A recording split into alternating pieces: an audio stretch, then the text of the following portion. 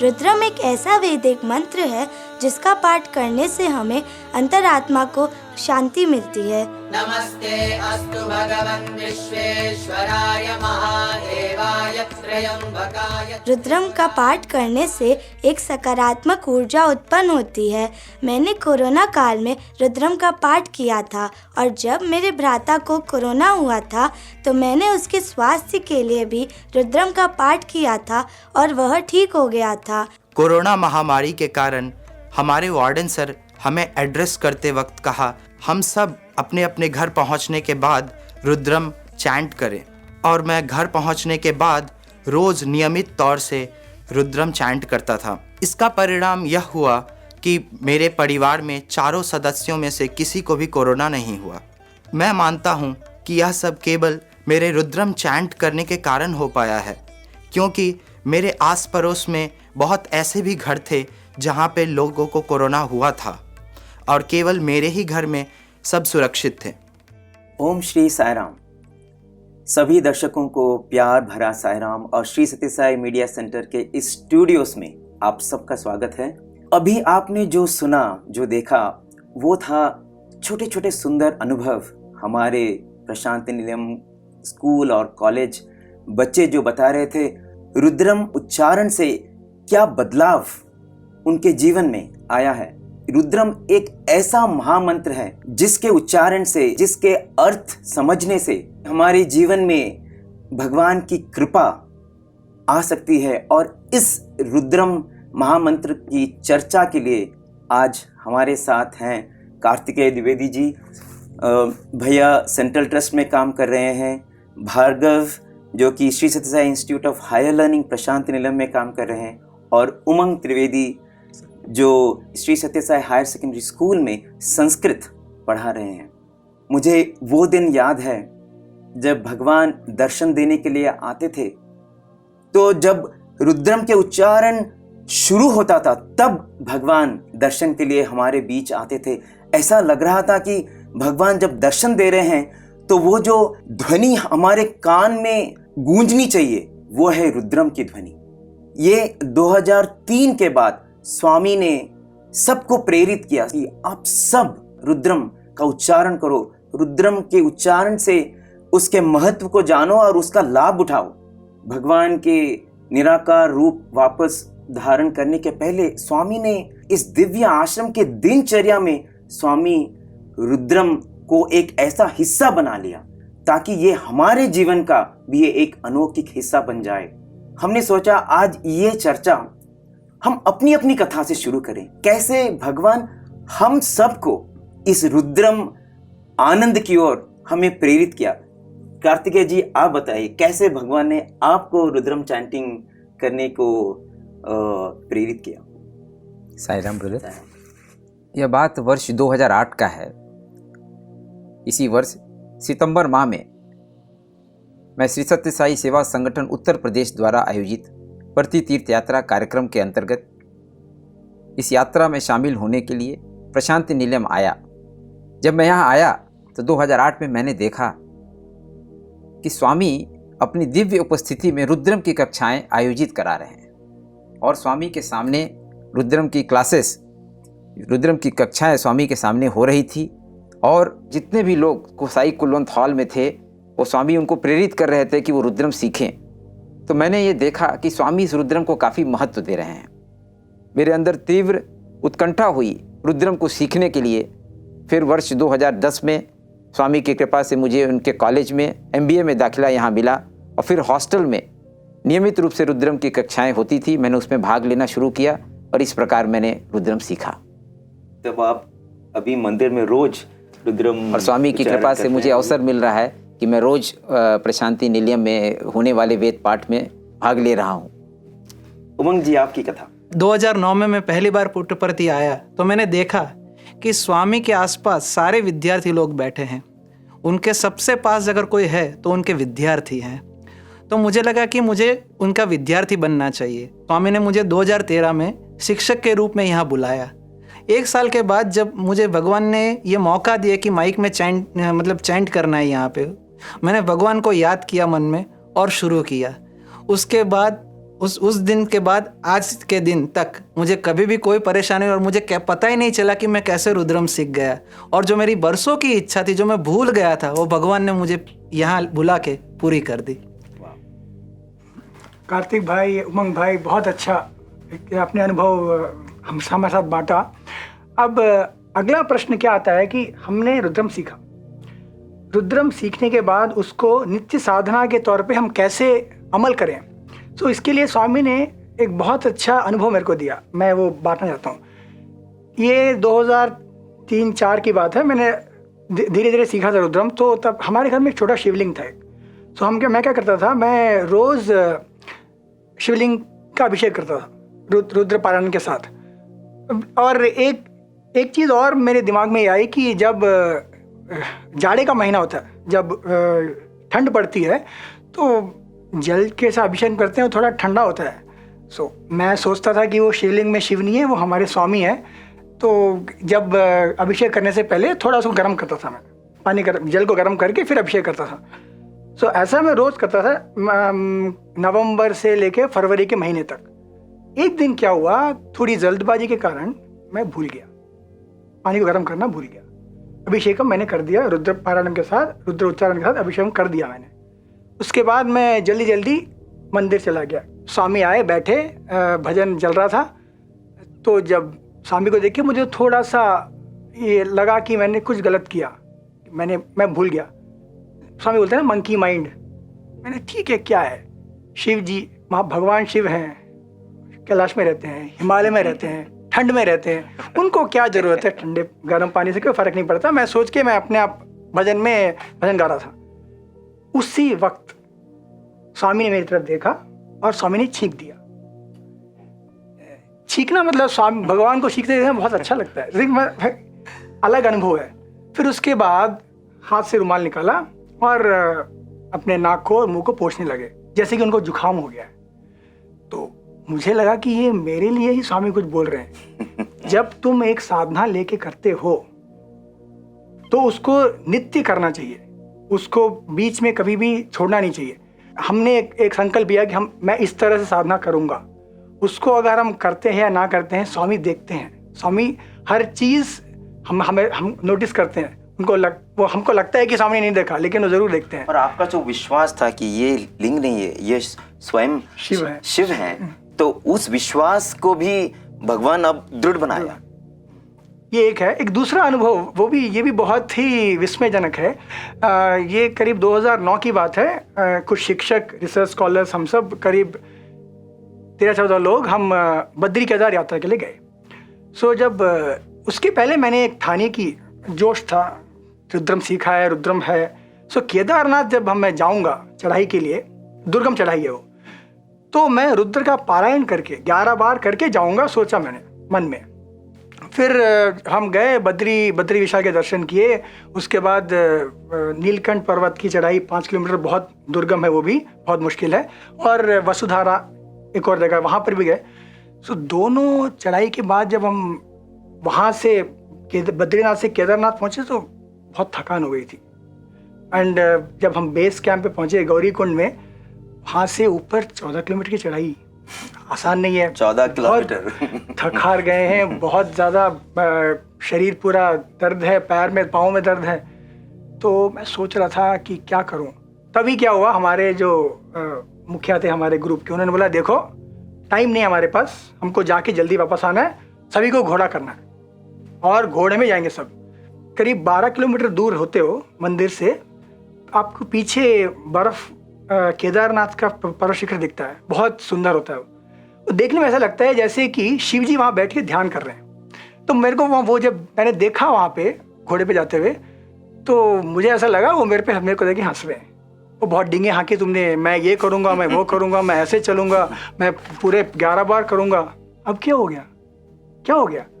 मुझे लगा मेरे को भगवान शिव चुनौती दे रहे हैं, करके दिखाओ। मैं करीब 12 किलोमीटर बाकी था। रुद्रम करते करते मैं जब जा रहा था, रामबाड़ा आया, मुझे लगा मैं थक जाऊंगा, बिल्कुल ठीक था, कोई मुश्किल नहीं आई। फिर आप मानोगे नहीं, मैं केदारनाथ धाम पहुंच गया, सबसे पहले पहुंच गया। ओह सबसे पहले मैं ही पहुंच गया। मेरे पहुंचने के 10 मिनट के बाद बाकी सब आए। उनको अचंभा हो गया, ये क्या बात है, मैंने मुझे ही नहीं पता मैं कैसे पहुंचा। एक और बात यह है कि जब आप चढ़ाई ज़्यादा होती है तब सांस फूल जाती है वहाँ पे। फिर भी रुद्रम के पारायण, रुद्रम के उच्चारण से जो ऊर्जा आती है वो दिव्य ऊर्जा है। मुझे उस दिन ये अनुभव हुआ कि जब आप उनको उनके ऊपर छोड़ के उनका पारायण करोगे वही आपको लेके ऊपर ले जाएंगे। तो जब ये अनुभव के बाद मुझे लगा कि कहीं पर भी किसी भी जगह पे जब हमको कोई मुश्किल हो या मुश्किल ना भी हो, रुद्रम का पारायण या रुद्रम का उच्चारण हम करेंगे तो हमको ज़रूर उससे बहुत ही अच्छी बेनिफिट्स मिलेंगे हमको। इसी मामले में अगर आप देखें तो हमारे बहुत सारे जो बच्चे हैं, हमारे छात्र हैं जो हमारे स्कूल के, हमारे यूनिवर्सिटी के, उनके भी हम कुछ अनुभव सुनना चाहेंगे। आइए कुछ और स्टूडेंट्स के अनुभव सुनते हैं। ये 2021 जनवरी की बात है जब मैं अपने मामा मामी के साथ मिलकर दिल्ली शहर में एक कैफ़े का उद्घाटन किया। पहले कुछ महीने कैफ़े का हाल बहुत ही बढ़िया था। काफ़ी कस्टमर आते थे और खुश होकर जाते थे। परंतु कुछ महीने बाद हमने ये देखा कि हमारे पास कस्टमर कम हो गए हैं, हमारे कर्मचारियों के बीच में अनबन है, हमारे कारीगर नौकरी छोड़ के जा रहे हैं। मतलब काफ़ी ही नेगेटिव एनवायरनमेंट था। एक दिन ऐसी स्थिति आ गई जब हमने सोचा शायद अब इसको बंद करने का टाइम आ गया है। इसी दौरान जब मैं अपने मामा जी से इसी बारे में बात कर रहा था तो एक दिन एकदम से ही मामा जी ने सजेशन दिया कि क्यों ना हम रुद्रम का उच्चारण कैफ़े पर बैठकर करें। हम उसी दिन गए और वहीं पर रुद्रम का उच्चारण किया। आप मानेंगे नहीं, परंतु आधे घंटे बाद ही हमने कस्टमरों की लाइन देखी। एकदम से जो कारीगर नाराज़ रहते थे वे खुश हो गए। हमने डिसाइड किया कि क्यों ना एक हफ्ते में कम से कम 3 बार रुद्रम का उच्चारण हम कैफ़े पर करें। हमने देखा जो कर्मचारी थे वे खुश थे कस्टमरों को सर्व करके, और पूरे परिवार में एक पॉजिटिव एनवायरनमेंट था। उसके बाद अब कैफ़े की स्थिति ऐसी है कि हम कैफ़े के ग्रोथ पर जा सकते हैं और उसको दूसरे पड़ाव पर लेके जा सकते हैं और ब्रांचेस खोल सकते हैं। मुझे ऐसा लगता है कि ये सब रुद्रम की देन है, और ये मुझे ऐसा भी लगता है कि उस दिन शायद स्वामी ने ही मेरे मामा जी के मन में डाला कि हाँ रुद्रम करो। जब मैं चौथे कक्षा में था तब मैं ग्राउंड में बॉल से खेल रहा था। बॉल आकर मेरे सर पे जोर से लगी, तब मैं वहाँ गिर गया था। मेरे दोस्त ने मुझे उठाकर घर ले गए। तब मैं बहुत देर के बाद उठा था। मेरी मम्मी ने विभूति लगाई थी और बोली, बच्चा पूजा रूम में जाकर रुद्रम का पाठ करो। मैंने जाकर रुद्रम का पाठ किया। तब 2 दिन के बाद मेरा घाव पूरा ठीक हो गया था। तब मुझे पता चला कि रुद्रम बहुत शक्तिशाली और महत्वपूर्ण है। ये मेरी मित्र का अनुभव है। जब वो कोरोना के टाइम में घर पर थी, उसे पता चला था कि रुद्रम जापने से स्वास्थ्य बहुत अच्छा होता है। अगले दिन उसको अपनी कोविड पॉजिटिव रिपोर्ट मिली। उसने उसी वक्त रुद्रम जापना शुरू कर दिया और उसके रूम के आसपास के लोग भी उसके साथ सुनने लगे। डॉक्टर ने देखा कि उस रूम के सभी लोग 10 दिन में ही ठीक हो गए। मैं जब 4वीं क्लास में था तब मेरे को बुखार आया था। तब मेरे पापा ने मुझको डॉक्टर के पास लेकर गए। तब डॉक्टरों ने दवाइयाँ दी थी, तब भी बुखार कम होने का नाम नहीं ले रहा था। तब मेरी मम्मी ने बोला, बेटा तू जाकर मंदिर में रुद्रम का पाठ कर। तब मैंने कैसे भी कर मंदिर में जाकर रुद्रम का पाठ करा। 4-5 घंटे के बाद मेरे को महसूस हुआ कि बुखार कम हो रहा है। तब मेरे को समझ आया कि रुद्रम शक्तिशाली और महत्वपूर्ण है। ये मेरा शिवरात्रि का अनुभव है। मेरी माँ हर रोज़ रुद्रम करती है। जब वो अखंड भजन के लिए गई थी कुलवंत हॉल में, मेरी माँ जब कुलवंत हॉल से वापस लौटी तो मेरी माँ ने देखा कि मेरे घर के मंदिर के सामने बहुत सारे फूल बिखरे हुए थे और अगरबत्ती जली हुई थी, जबकि वो सिर्फ दिया ही जलाती थी। और जब वो घर से निकली थी तब सारे खिड़की और दरवाजे बंद थे और कोई भी अंदर नहीं आ सकता था। वो चौंक गई। बाद में उन्हें पता चला कि ये रुद्रम की महिमा है और स्वामी का आशीर्वाद है। तो मुझे एक किस्सा याद आया। मेरा एक किस्सा ऐसा हुआ था कि 2016 में मुझे डेंगू फीवर हो गया था, तो मैं हॉस्पिटलाइज था। और वहाँ पे जब डॉक्टर्स ने मेरे रिपोर्ट्स वगैरह करवाए तो मतलब प्लेटलेट काउंट वगैरह बहुत कम होते थे। तो उस टाइम पे 2013 में मैं यहाँ पे शिक्षक के रूप में यहाँ पे आया, और उसके बाद 2016 की ये बात है। तो मैं वेदम बहुत मिस करता था। मुझे लगता था कि कहीं मैं कुछ खो रहा हूँ, मतलब मिस कर रहा हूँ उसको। तो मैं मोबाइल पे बोलता था मेरी वाइफ को कि आप रुद्रम प्ले करो, मुझे सुनना है। तो हॉस्पिटल में एक बार ऐसा हुआ कि मैं रुद्रम सुन रहा था, और मतलब मैं इतना इन्वॉल्व हो गया उसमें कि मुझे पता ही नहीं चला कि मैं सोचने लगा कि मैं जैसे प्रशांति निलयम में पहुंच गया और रुद्रम चैंट कर रहा हूं, और मेरे आसपास कोई नहीं था। जब रुद्रम पूरा हुआ यहाँ पे, तो मेरे पैर के ऊपर थोड़ी सी विभूति निकली। तो मैंने मेरे वाइफ को बोला और पूछा कि मुझे कोई देखने के लिए आया था या कोई आके मुझे विभूति दे गया।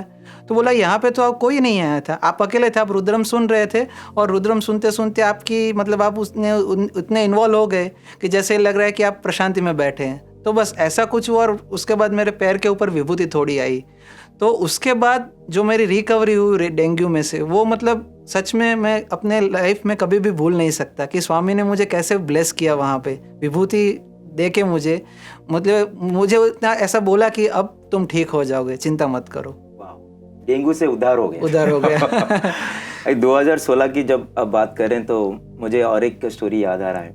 एक डिवोटी बहरीन से उन्होंने एक पत्र लिखा था। हमने रेडियो में रुद्रम के प्रभाव के बारे में एक प्रोग्राम की थी, और उस प्रोग्राम को सुनने के बाद इस डिवोटी ने चिट्ठी में उनकी स्टोरी बताई थी, और उन्होंने कहा कि उनके घर में उनके साथ उनके मदर थे, उनको 80 वर्ष हो गई थी, लेकिन उनमें रुद्रम सीखने की एक जिज्ञासा थी, और उन्होंने रुद्रम रेडियो साइट ट्यूटोरियल सुन के सीखा। एक्चुअली इनको वो आशंका थी कि वो सच में सीख पाएंगे, इतने एल्डरली थे, इतने सीनियर थे, लेकिन उन्होंने सीखा ही नहीं, बल्कि बिना पुस्तक देखकर चैंट कर पाती थी, कंठस्थ हो गया। इन्होंने देखा कि उनके माताजी के स्वास्थ्य में, और रुद्रम चैंटिंग करने के बाद उनके स्वास्थ्य में जो विकास उन्होंने देखा, उनके स्वास्थ्य में, घर में जब सबको इन्फेक्शन होता था, जैसे वायरल इन्फेक्शन सबको घर में हो जाता है, उसी वक्त में भी मम्मी का स्वास्थ्य ठीक था। तो ये उनको लगा कि ये कैसा रुद्रम का अलौकिक प्रभाव है। 2016 में वो परती आए थे, तो उन्होंने कहा कि मम्मी की याद आई और उन्होंने रुद्रम चैंटिंग करना शुरू किया, और उससे उनमें बहुत ऊर्जा आ गई, उनमें बहुत एनर्जी आ गई। और मम्मी आने के बाद रुद्रम चैंटिंग शुरू करने के बाद थोड़ी ही दिन में उनकी मम्मी के स्वास्थ्य फिर ठीक हो गए। मैं भी चकाचौंध हो गई कि रुद्रम के ऐसा प्रभाव है।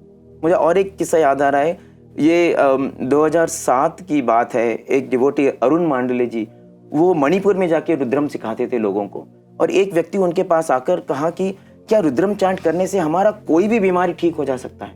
तो उन्होंने कहा जरूर, अगर उस श्रद्धा, उस भक्ति के साथ आप करेंगे तो भगवान की कृपा में कुछ भी हो सकता है।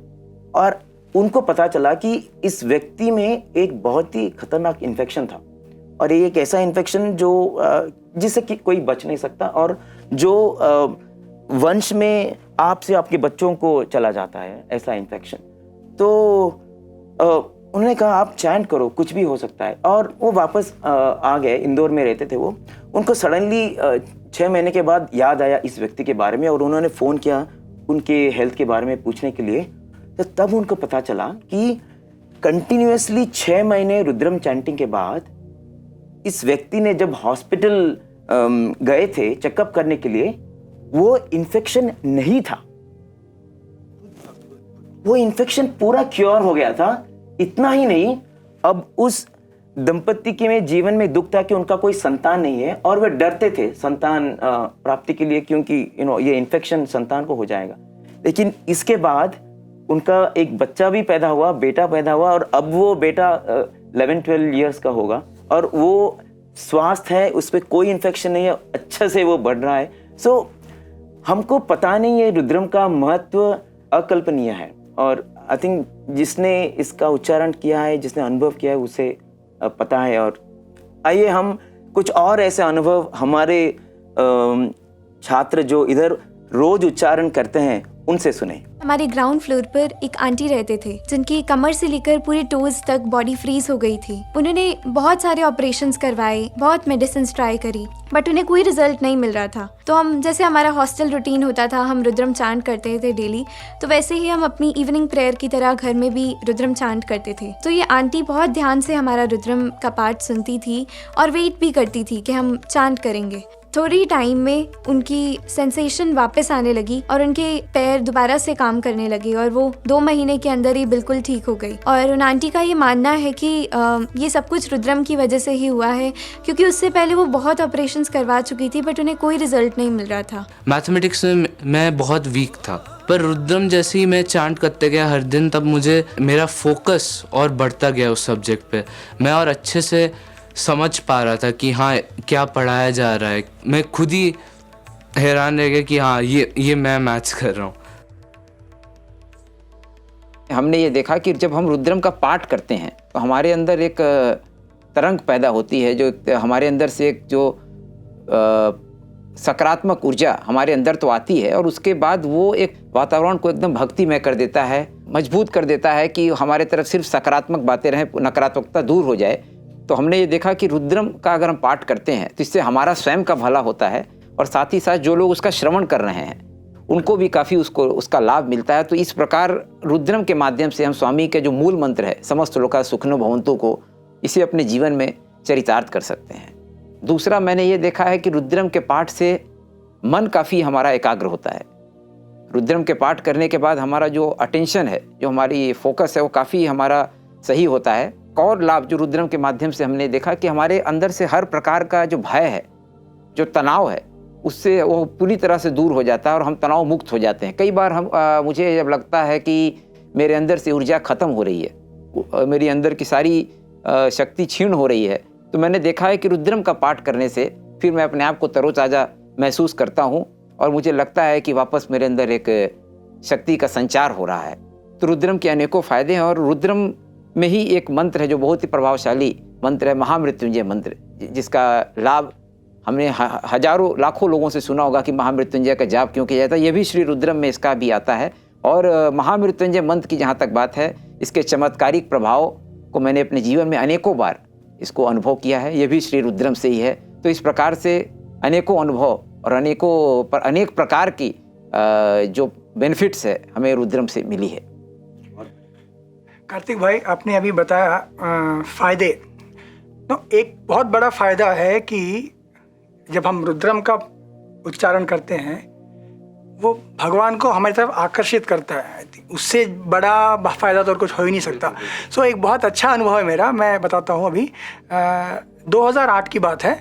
तब हमारा एक ही मकसद एक ही होता था, किसी तरह स्वामी को प्रसन्न करो, स्वामी से बात करो, स्वामी का दर्शन हो।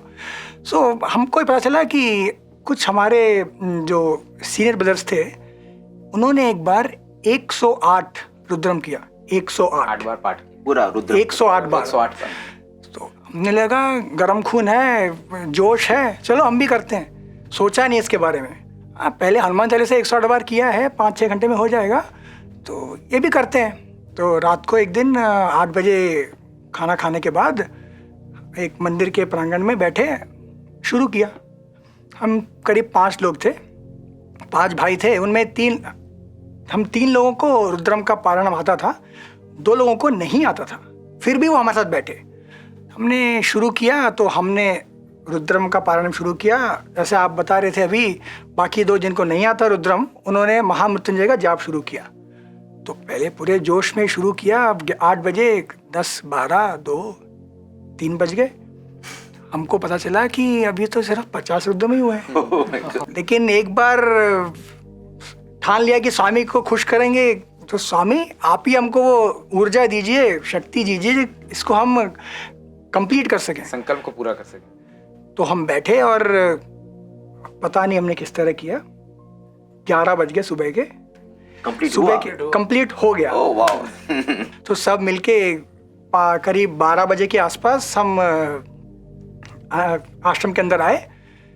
जब राम जी की मूर्ति है ना वहाँ पे, वहाँ तक पहुँचे तो हलचल हुई एक कि स्वामी आ रहे हैं। हमारा तो खुशी से मारे हम पागल हो गए। स्वामी 12 बजे आना बहुत ही अलग चीज़, कभी सुना नहीं था। तो तब क्या हुआ कि दशावतार गेट बोलते हैं ना, वो खुला। हम 5 लोग स्टूडेंट्स थे, हम अंदर घुस गए। आप मानेंगे नहीं, पूरे कुलवंत हॉल में, पूरे आगे के प्रांगण में सिर्फ हम 5 लोग ही हैं और कोई नहीं है। और ऐसा लगा जैसे स्वामी हमारे लिए वेट कर रहे हैं, तुम पारायण खत्म करो, आओ मैं दर्शन देता हूँ। और एक और मजे की बात यह है कि उसमें एक भाई जो हमारा था, जिसको रुद्रम नहीं आता था, उसका उसके अंदर एक इच्छा थी कि स्वामी मेरे से एक बार तो बात करें। सालों से स्वामी ने उनसे बात नहीं किया था। सो उस दिन जब स्वामी आए, हमें ऐसा लगा था स्वामी हमको हमारे लिए वेट कर रहे हैं, हमारे दर्शन के लिए आए। तो जब स्वामी आए, स्वामी हमारे पास आके स्वामी ने कार को रोका और हम सबको देखा। उनका वो ब्यूटीफुल मुस्कुराए, हमारी तरफ देख के मुस्कुराए। फिर इस भाई को बुलाया, उससे बोला तुम व्हाट इज योर नेम, तुम्हारा नाम क्या है। उसकी खुशी की चरम सीमा नहीं थी। स्वामी ने सालों के बाद उससे बात किया। तो मुझे ये लगता है कि अगर हमको भगवान को हमें तरफ आकर्षित करना है, कोई ऐसी साधना करनी चाहिए जिससे स्वामी हमारी तरफ आकर्षित हों। कौन सी साधना इससे सर्वोत्तम है, उत्तम है, रुद्र पारायणम से ज़्यादा कुछ और नहीं है।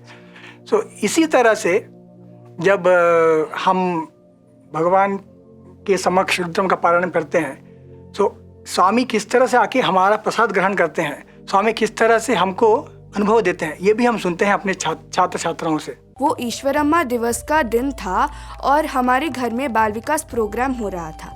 बाल विकास के सारे बच्चों ने रुद्रम और अष्टोत्रम का पाठ किया था। प्रोग्राम के बाद हमने स्वामी के लिए प्रसादम रखा था। मेरे बहन ने ऐसे देखा कि वो प्रसाद थोड़े थोड़े से गायब हो रहा था, जैसे कि स्वामी स्वीकार कर रहे थे प्रसादम को। तो इससे हमें ये जानने को मिला कि रुद्रम अगर हम पूरी श्रद्धा और भक्ति से पाठ करते हैं तो स्वामी हमें उनका प्रेजेंस दिखाते हैं। हम सब बचपन से रुद्रम सीखते आए हैं। भगवान बाबा ने ये भी कहा है कि रुद्रम केवल सुनने से ही बहुत लाभ प्राप्त होता है।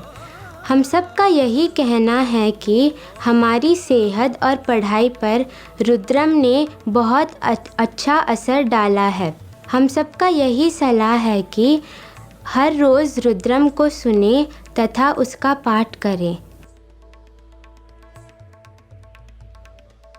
जैसे कि हमारी छात्रा आभा ने अपना अनुभव बताया, इसी तरह से ये रुद्रम सभी भक्तों के जीवन का एक अभिन्न अंग बनना चाहिए।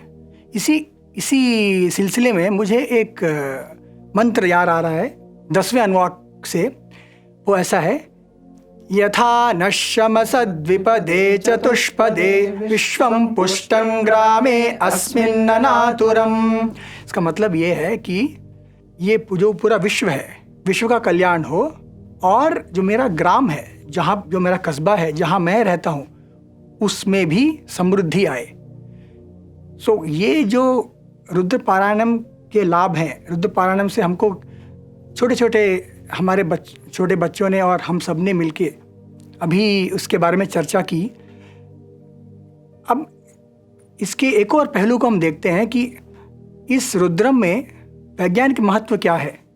और जैसे कि आपने बताया कि ये जो रुद्रम है, रुद्रम से लोक कल्याण होता है। इसलिए भगवान ने जब भी अतिरुद्र महायज्ञ का आयोजन इधर पुट्टपर्ती में किया था, फिर चेन्नई में हुआ, उसका एक ही मकसद था कि सारे विश्व का कल्याण हो।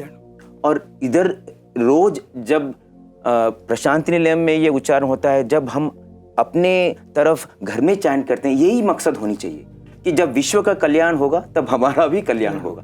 तो ये विश्व कल्याण साधना का एक अभिन्न अंग है। ये रुद्रम का जो वैज्ञानिक महत्व है, इसका बहुत अनुसंधान हुआ है, और हमने जितना भी आज तक जाना है वो रुद्रम समुद्र का एक बिंदु मात्र है। लेकिन फिर भी अगर हम वो जानेंगे, अगर हम जानेंगे कि रुद्रम के उच्चारण से कैसे वैज्ञानिक रूप से हमारे जीवन में, हमारे शरीर में क्या क्या बदलाव आते हैं, तो वो एक दिलचस्प बात है। तो दूसरी एपिसोड में थोड़ा चर्चा करेंगे और भगवान ने नमकम और चमकम जो कि रुद्रम के दो हिस्से हैं, इसका क्या महत्व है, वो सब जानने की हम कोशिश करेंगे। तो हमारे साथ रहिए, और एक एपिसोड इसका बन रहा है। भगवान को प्रार्थना करें कि ये हमारा जीवन का एक अभिन्न अंग बन जाए और हमारे जीवन को कृतार्थ करे। Thank you. साईं।